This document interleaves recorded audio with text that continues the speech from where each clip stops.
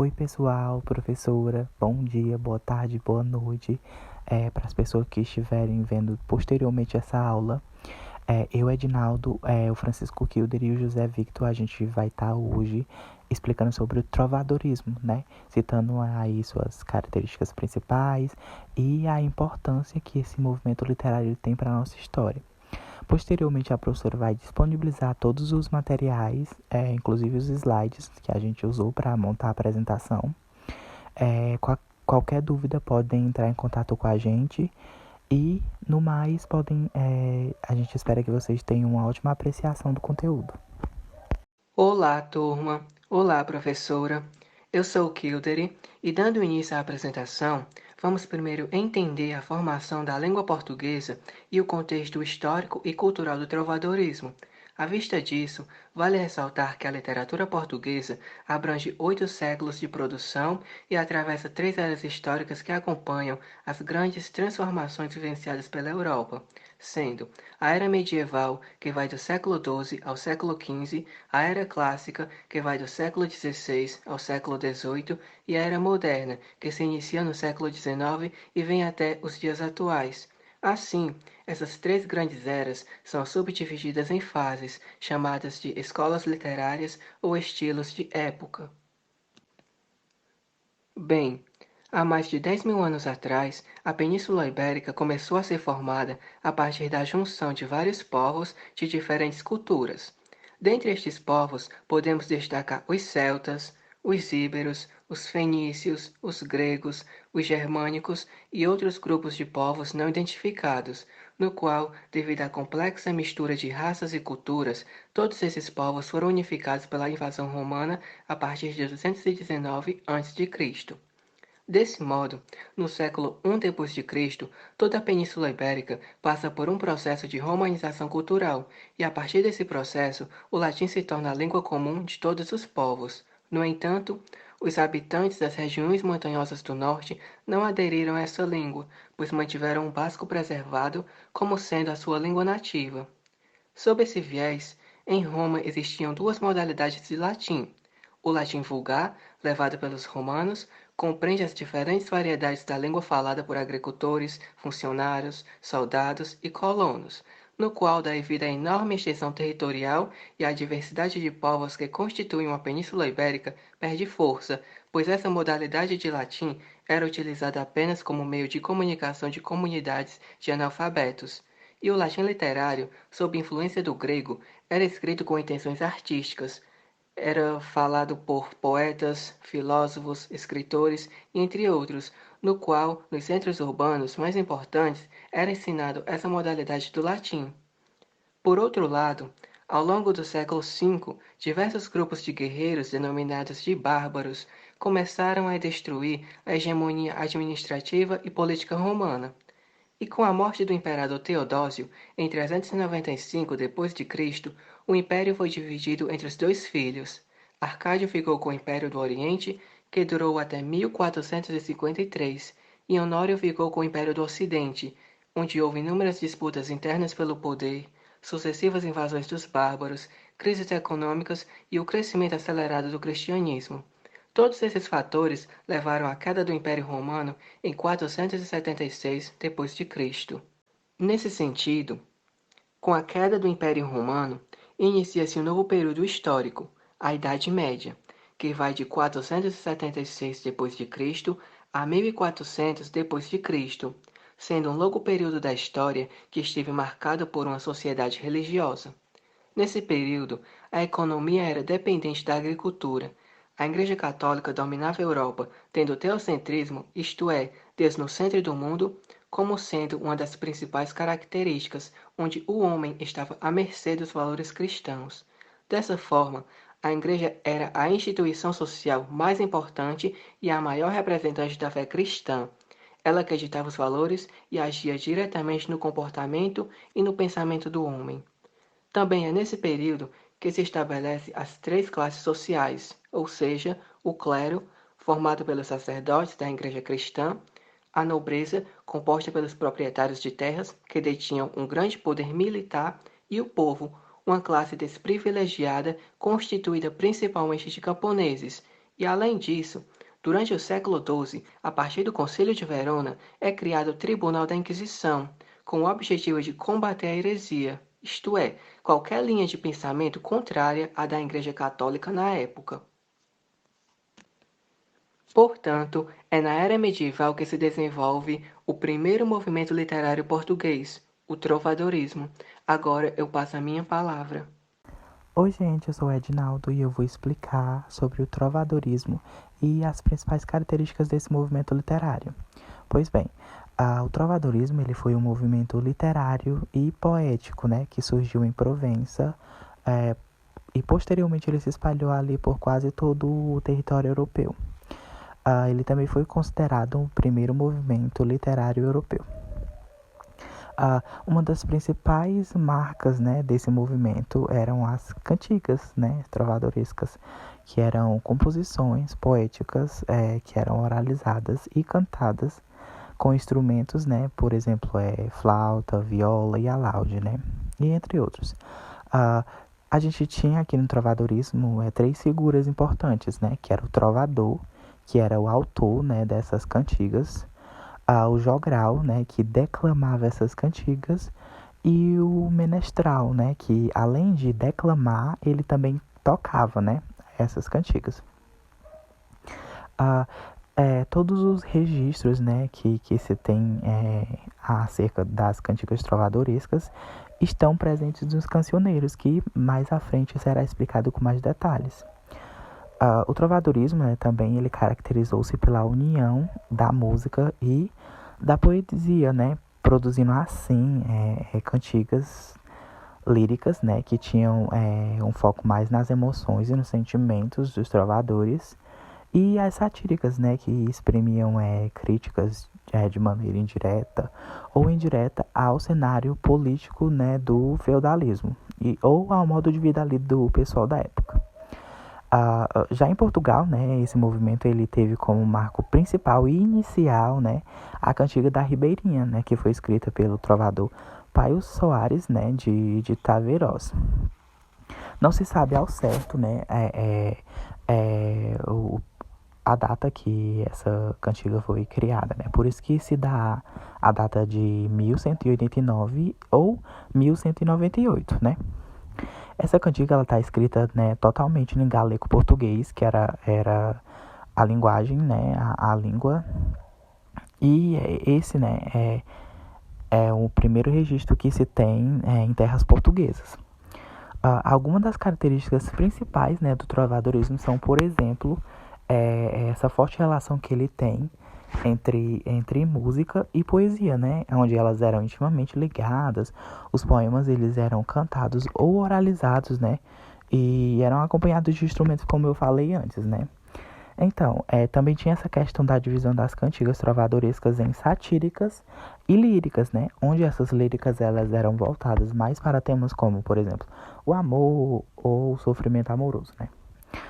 Essas cantigas líricas elas se dividiam em cantigas de amigo e cantigas de amor, né? E já as satíricas elas tinham ali um teor mais ácido, mais debochado, fazendo crítica por meio de ironia e sarcasmo, né? Essas críticas eram diretas ou indiretas, né? Para a pessoa ali, né? Elas se dividiam, né? As cantigas satíricas elas se dividiam em cantigas de escárnio e maldizer. Eu não vou entrar em tantos detalhes porque mais lá na frente a gente vai dar uma explanada melhor. Então, outra característica é essa questão da veneração à amada, né?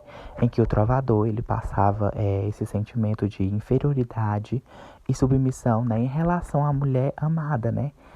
Esse sentimento ele é justificado pelo fato que o trovador ele considera essa relação inalcançável, que ele nunca vai ser correspondido, né? Então, outra questão era propriamente as críticas, né, que eram feitas ao cenário político e social daquela época, né. O trovadorismo ele nasce ali em plena Idade Média, né, então a gente vê ali na Idade Média o feudalismo, né, se desenvolvendo. Por isso que os senhores feudais eles eram um dos principais alvos, né, das críticas nas cantigas trovadorescas.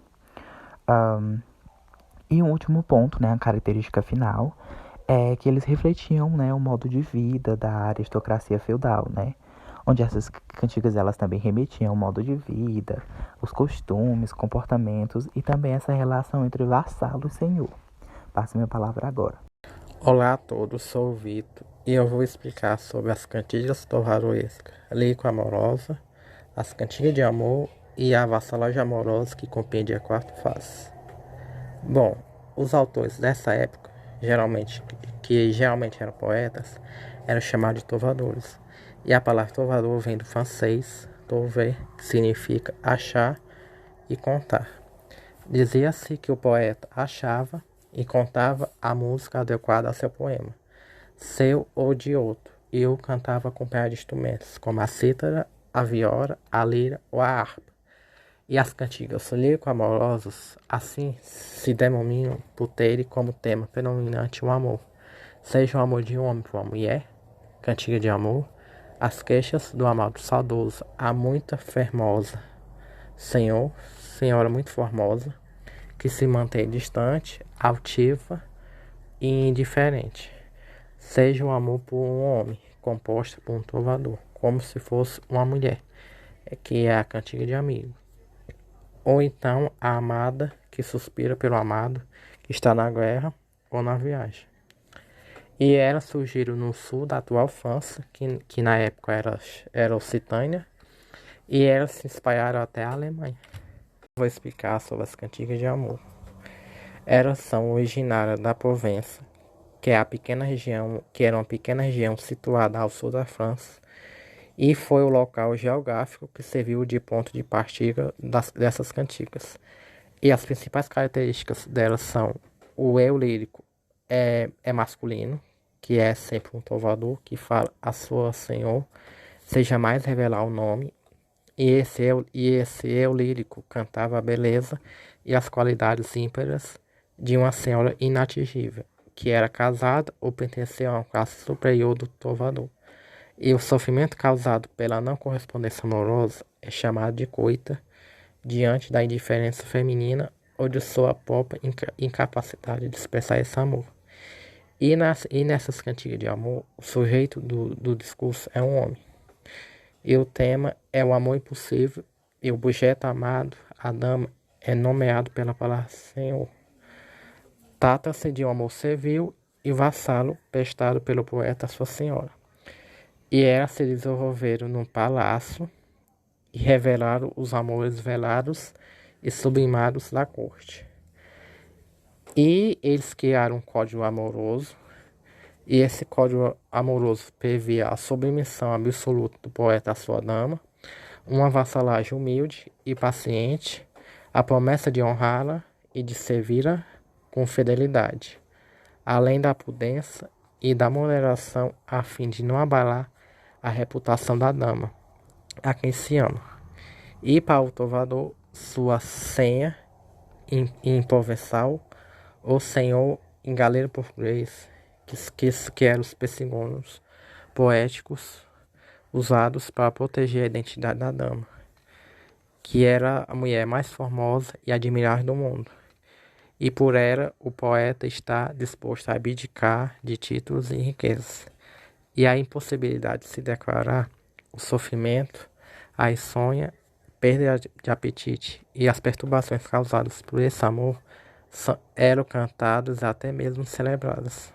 Bom, o trovador tem que passar por estágios para que a dama aceite ser homenageada por ele, possibilitando assim que ele receba o grau de amador.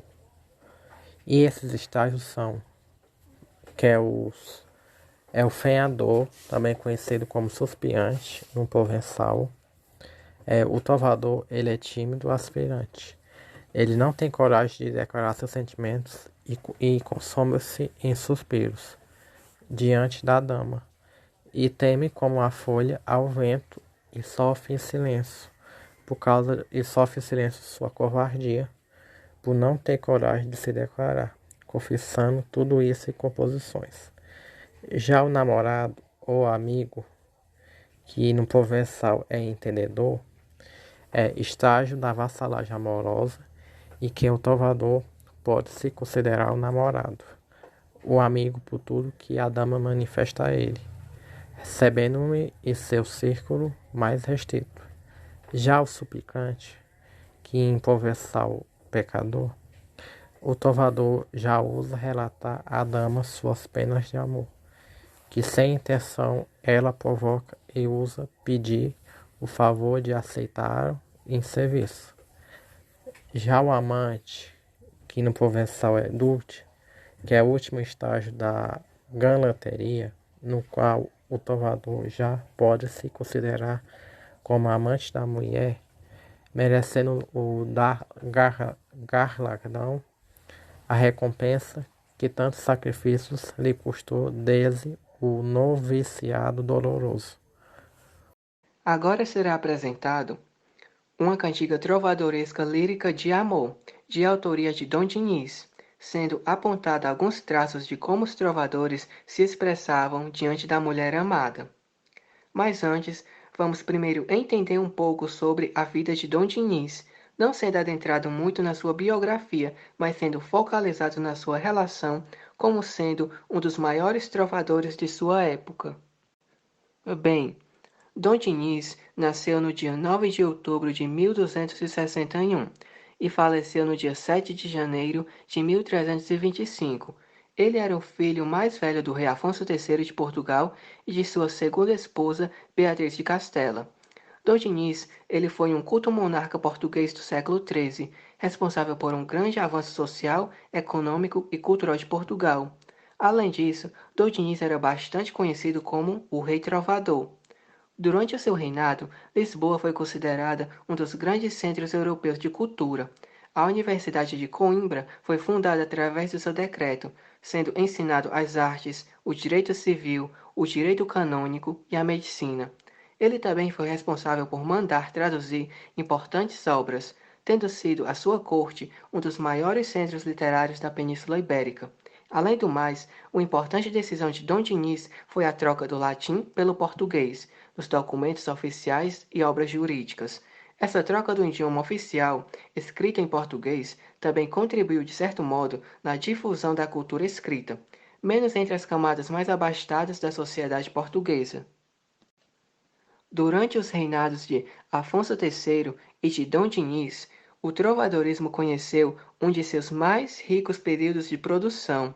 Assim, a cultura foi um dos interesses pessoais de Dom Diniz. Ele não só apreciava a literatura, como foi ele próprio um poeta notável e um dos maiores trovadores do seu tempo.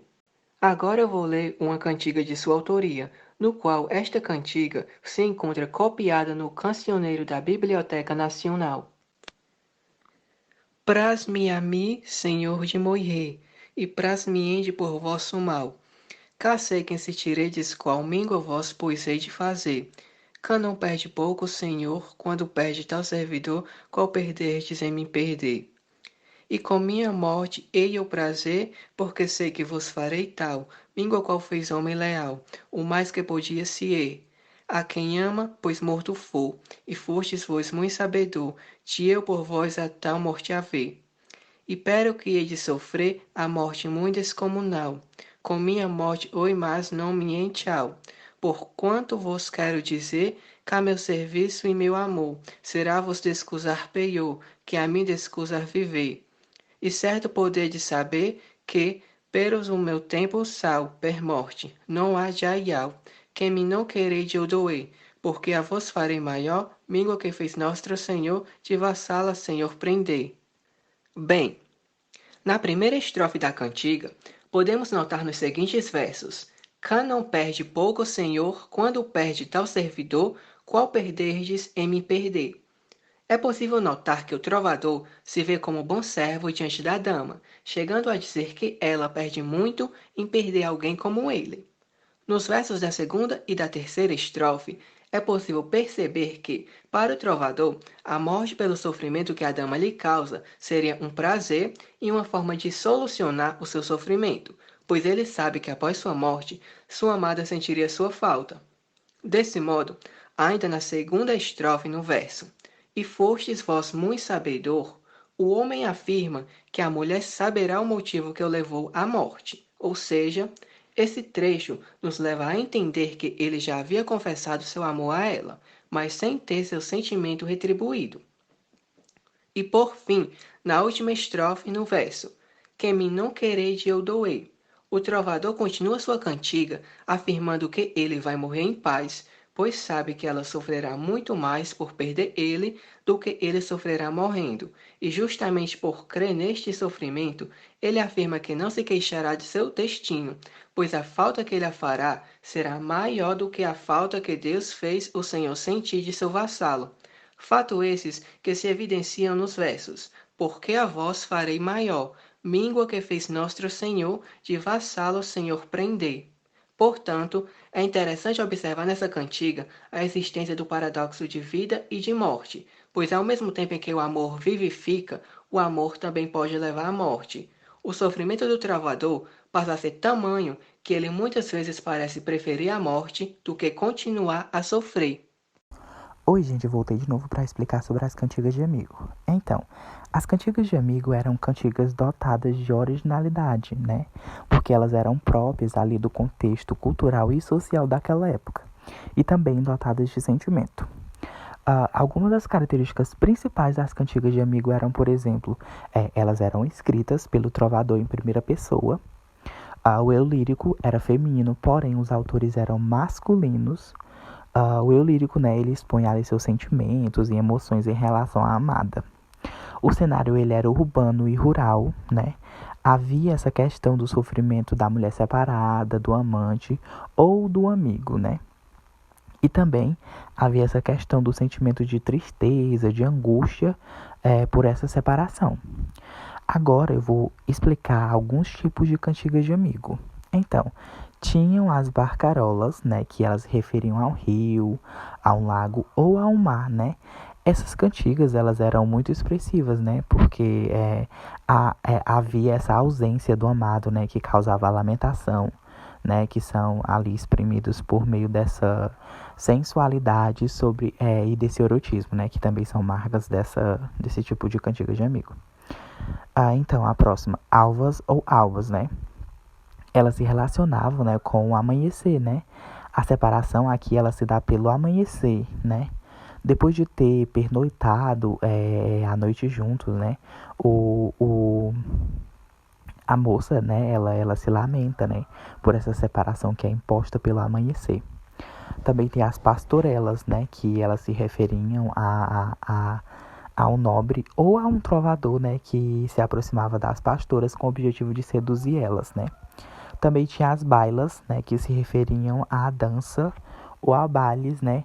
Geralmente elas exprimiam, né, um convite de uma moça apaixonada às amigas para que elas dançassem com ela, né.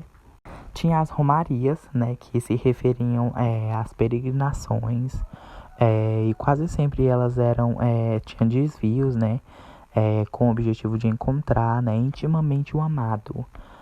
Tinha as mal-mariadas, né, que traziam esse reflexo de uma lamentação, de uma mulher que se sentia mal amada, que era vítima da ingratidão ou da traição do amigo, né. Bom, agora eu vou ler uma cantiga de amigo, que é a cantiga mais famosa de Dom Diniz. Ele é assim: ai flores de verde pino, se sabedes novas do meu amigo. Ai Deus e o E. Ai flores do rei de ramo, se sabedes novas do meu amado. Ai Deus e o E. Se sabedes novas do meu amigo, aquele que mentiu do que pôs comigo. Ai Deus e o E. Se sabedes novas do meu amado, aquele que mentiu do que me há jurado. Ai Deus e o E. Vós me perguntades pelo vosso amigo, e eu bem vos digo que é sã e vivo. Ai Deus e o E. Vós me perguntardes pelo polo vosso amado, e eu bem vos digo que é vive e sano. Ai Deus e o E. E eu bem vos digo que é sã e vivo. E será vosco ante prazo saído. Ai Deus e o E. E eu bem vos digo que é vive sano e será convosco ante prazo passado. Podemos perceber nas primeiras 4 estrofes que a mulher dirige-se às flores, perguntando-nos se ela sabe notícias do amado, que está distante e que ela teria combinado um encontro com ele. E com isso ela conversa com elementos da natureza e ela reclama da ausência do amigo. E nas últimas estrofes, as flores respondem que o amado ia cumprir o prometido, e elas também respondem que ele está bem. Dando continuidade, ao contrário das cantigas lírico-amorosas, as cantigas trovadorescas satíricas utilizam a ironia e o sarcasmo para criticar ou ridicularizar algo ou alguém.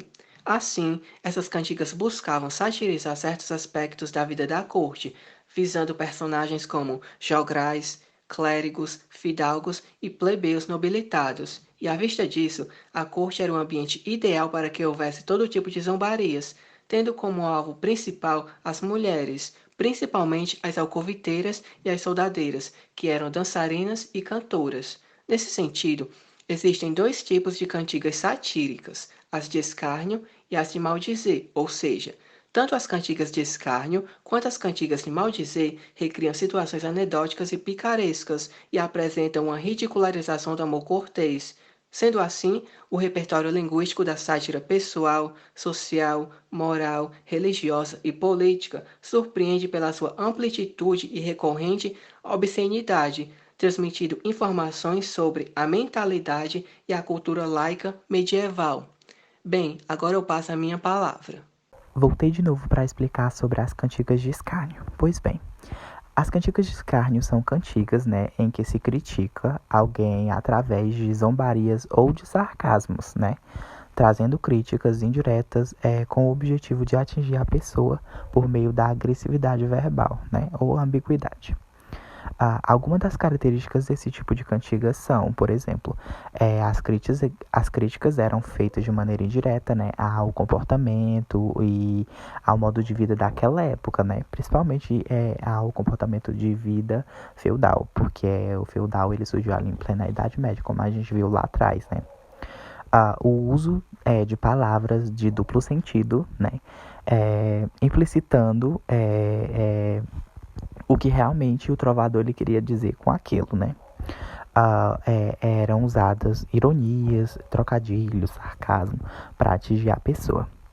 As críticas, né, indiretas eram feitas e não satirizavam o nome da pessoa, né? Ou seja, eles faziam uma crítica lá todinha para a pessoa, mas eles não satirizavam o nome da pessoa.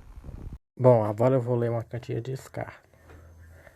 Um cavalo não comeu, há 6 meses nem ergueu, mas pungai a Deus que choveu. Cresceu a erva, e per cabo se passeu, e já se leva. Seu dono não lhe buscou, cevada neno ferrou, Mailo bom tempo tornou. Cresceu a erva e passeu e arriçou, e já se leva. Seu dono não lhe quis dar cevada neno ferrar, mas cabo dum lamaçal. Cresceu a erva e passeu e arriçar, e já se leva.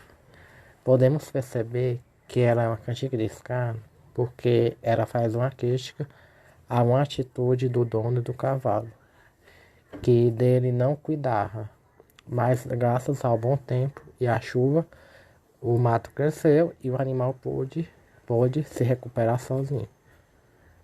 Continuando, Enquanto as cantigas de escárnio fazem críticas de modo indireto, as cantigas de maldizer são canções cuja estrutura comporta críticas diretas e grosseiras. Essas cantigas utilizam uma linguagem mais vulgar, às vezes bem obscena, utilizam termos de baixo calão como palavrões, com o intuito de agredir alguém verbalmente. E além disso, essas cantigas são de entendimento imediato e irrecusável, no qual também é exposto a identidade do ofendido. Com relação aos temas, as cantigas de maldizer abarcam um vasto leque de motivos, personagens e acontecimentos, mas que se unem em sua característica fundamental, que é falar mal de algo ou de alguém.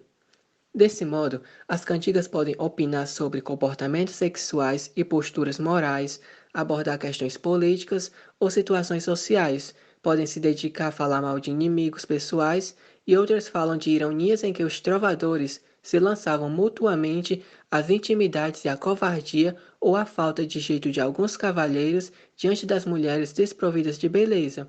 O amor nas cantigas de maldizer, quando aparece, ele é criticado e ridicularizado, mas nunca é exaltado. E na maioria dos casos, a crítica é dirigida a uma pessoa específica a quem o poeta se refere logo nos primeiros versos.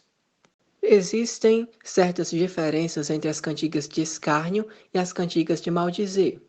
De acordo com Masud Moisés, as cantigas de escárnio são aquelas que contêm uma sátira indireta realizada pelo sarcasmo, no qual são utilizadas palavras disfarçadas, isto é, de sentido ambíguo ou duplo sentido, para que não sejam entendidas de imediato.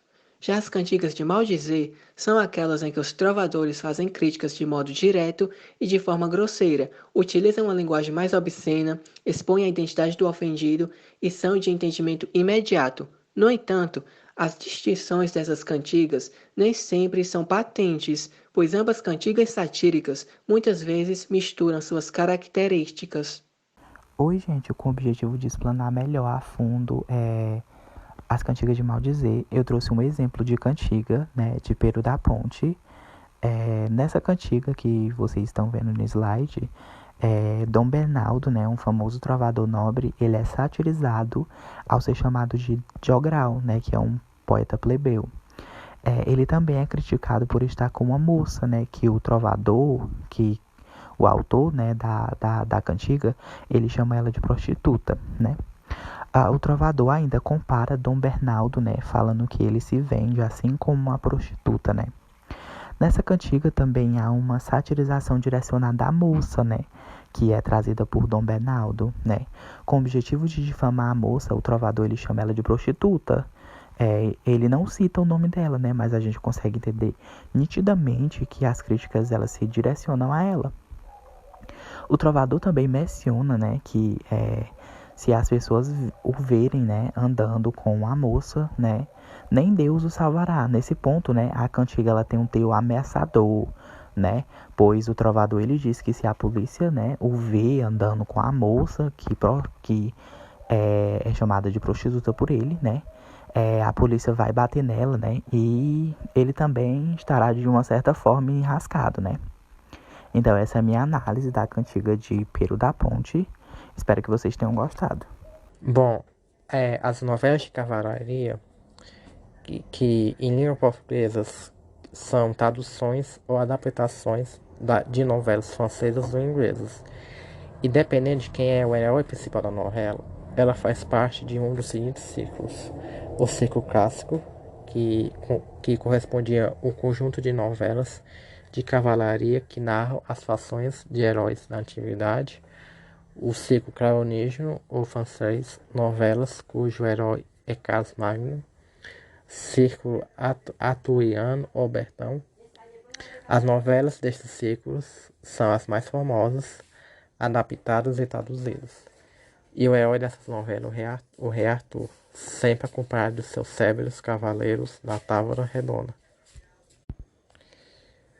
E as novelas mais marcantes, foram A Demanda de Santo Grau, que narra a busca do cálice sagrado pelo rei Arthur e os cavaleiros da Távola Redonda. E entre as novelas que circularam por Portugal na época de ouro da cavalaria, Só permaneceram a história de Merlin, cuja versão portuguesa sumiu, restando apenas a espanhola, José de Arimatea, e a Demanda de Santo Gal, como já foi citado, que foi a mais famosa de todos. E essa novela, A Demanda de Santo Gal, ela reúne elementos mágicos. A espada, o cálice que aparece e desaparece diante de todos, os valores cristãos, a busca pelo objeto bíblico, muito embora haja referência a um objeto semelhante na lenda celta, e cavaleirescos, a relação entre os cavaleiros e o rei, e a aventura, e uma história de enorme penetração na cultura popular até hoje. Agora eu irei falar sobre os cancioneiros. Bem, seguindo a tradição, as cantigas medievais eram transmitidas oralmente. Com isso, grande parte da poesia trovadoresca estava desaparecendo. E devido a esse fato, muitas cantigas foram registradas por escrito nos chamados cancioneiros, ou seja, os cancioneiros são coletâneas de canções, sendo as primeiras coletâneas da poesia portuguesa. Assim, dos vários cancioneiros que existiram, 3 merecem destaque, sendo o Cancioneiro da Ajuda, o Cancioneiro da Biblioteca Nacional e o Cancioneiro da Vaticana. E além dessas 3 coletâneas, também nos chegaram algumas folhas soltas com cantigas e suas respectivas notações musicais, no chamado Pergaminho Chauer e Pergaminho Vindel. O Cancioneiro da Ajuda é uma coletânea de cantigas escritas em Portugal no final do século XIII, sendo composto no reinado de Afonso III. Assim, trata-se de uma coletânea que possui 310 composições poéticas, quase todas são de amor. Dos 3 cancioneiros conservados até hoje, este é o menos completo, porque abrange apenas composições anteriores à morte de Afonso X, sendo excluído a enorme produção de Dom Diniz. Essa coletânea recebe esse nome por se conservar na Biblioteca do Palácio Nacional da Ajuda, em Lisboa, onde se encontra atualmente. O Cancioneiro da Biblioteca Nacional é uma coletânea de cantigas copiada na Itália em fins do século XV e início do século XVI. Essa coletânea contém 1.647 composições de todos os tipos. Entre os trovadores presentes destacam-se Dom Diniz, Paio Soares de Taveiroz, João Garcia de Guilhade, Airas Nunes, Martim Codax e outros. Desse modo, essa coletânea foi adquirida em 1924 pelo Estado português e foi depositada na Biblioteca Nacional de Portugal, em Lisboa, de onde colheu o nome pelo qual é hoje conhecido. O Cancioneiro da Vaticana é uma coletânea de cantigas copiada na Itália no final do século XV e começo do século XVI, sendo descoberto na Biblioteca do Vaticano. Esta cópia inclui 1.205 cantigas de todos os gêneros, no qual compreende não apenas obras de Afonso III, de Portugal e anteriores, como também os contemporâneos de Dom Diniz e seus filhos. Atualmente, esse cancioneiro encontra-se na Biblioteca do Vaticano, do qual deriva o nome que é conhecido. O Pergaminho Chauer é um fragmento de pergaminho medieval que contém partes de cantigas de amor de Dom Diniz com suas notações musicais, sendo descoberto em 1990 nos arquivos da Torre do Tombo de Lisboa pelo pesquisador Harvey Chauer, da Universidade da Califórnia. No entanto, as composições estão em estado fragmentado, mas muitas cantigas são as mesmas encontradas no Cancioneiro da Biblioteca Nacional e no Cancioneiro da Vaticana. O Pergaminho Vindel é um texto copiado no final do século XIII e começo do século XIV. Possui características similares ao Cancioneiro da Ajuda. Contém fragmentos de cantigas de amigo de Martim Codax, com as devidas notações musicais. Esse pergaminho foi descoberto em 1914, quando o comerciante de livros antigos, Pedro Vindel, o encontrou na sua biblioteca, e em 1915 o livreiro publicou a primeira edição do manuscrito. Então, gente, nessa aba de músicas, né, que tem características de músicas trovadorescas, né, a gente resolveu trazer umas músicas na atualidade que tem essas características das cantigas trovadorescas.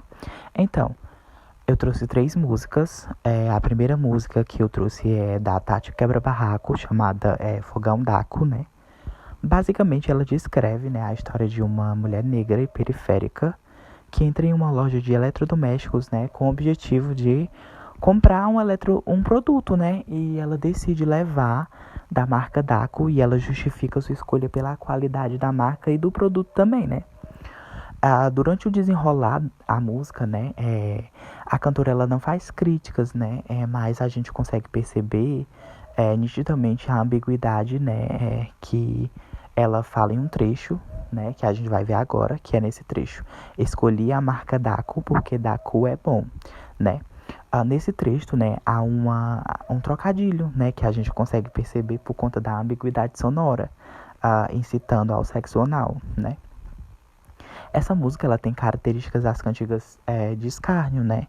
Que fazem críticas indiretas por meio de trocadilhos e ambiguidade, usando ironia, sarcasmo. Mas não é o caso. Mas nessa cantiga a gente não vê uma crítica, né? Nitidamente. É mais a parte da ambiguidade mesmo, desse duplo sentido que a cantora tenta explanar, né? Eu trouxe outra música também, né? Chamada Na Boquinha da Garrafa, do grupo de samba El Chan, onde a gente pode perceber essa mesma característica, né, da ambiguidade. Uh, a gente pode perceber nesse trecho que eu coloquei aí no slide que a linguagem ela é muito maliciosa, né, e indecente. E se a gente vê o videoclipe, a gente vai perceber que essa ambiguidade ela só se justifica ainda mais, porque a coreografia ela tem cenas extremamente obscenas, né? E que a gente consegue perceber nitidamente e entender o que o grupo realmente ele quer falar quando ele diz vai rolando na boquinha da garrafa, né? Além de tantas outras músicas do grupo de samba que a gente viu, né, na infância que ainda hoje ainda são muito famosas, que incitam a essa prática sexual. Eu trouxe outra também, que é o Whistle, da Florida, né, do Florida, que também tem essa característica de duplo sentido, né? Vamos ver um trecho aí no, no slide, né? Menina, vou te mostrar como fazer. Começamos bem devagar, você acaba de colocar seus lábios juntos e você chega bem perto. Você pode assoprar meu apito, baby. Então, né, gente, nesse trecho da música a gente consegue perceber nitidamente que o autor, ele vai meio que falando passo a passo como a pessoa, né, tem que fazer um movimento, como a pessoa tem que fazer para assoprar o pito, que a gente sabe muito bem o que ele quer falar, né, com essa expressão apito, que ele está se referindo ao órgão dele, né, reprodutor.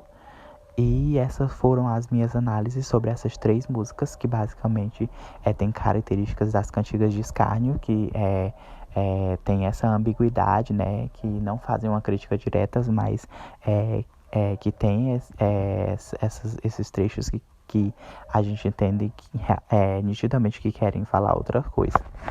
Bem, esses são alguns trechos da letra da canção intitulada de Político de Estimação, da banda Detonautas Rock Club, no qual essa música apresenta características das cantigas trovadorescas satíricas de maldizer, pois é possível notar que a letra comporta críticas diretas, agressivas e grosseiras. É também usados termos de baixo calão como palavrões, possuindo o alto teor difamatório. Nesse sentido, no que se refere à sátira direta, claramente é possível notar que a letra da música fala mal de uma posição social. No caso, a música faz uma crítica direta não somente para um político específico, mas sim para toda instituição política que está presente no atual governo do Brasil, com o objetivo de opinar ou mostrar quem realmente está no poder. Portanto, a música está estruturada com palavras de caráter difamatório que buscam ofender e criticar diretamente as instituições políticas, e analisando os trechos da canção, evidencia-se o emprego de palavras sem disfarce algum, sendo evidentemente explícitas e de entendimento imediato, não havendo nenhuma preocupação com a utilização de uma linguagem mais objetiva e formal. E finalizando, essas são as referências bibliográficas utilizadas na elaboração dessa apresentação. Esperamos que todos tenham compreendido o que foi o trovadorismo e como algumas das características, tanto das cantigas lírico-amorosas quanto das cantigas satíricas, ainda permanecem presentes nas músicas da atualidade. Agradecemos pela atenção de todos e muito obrigado.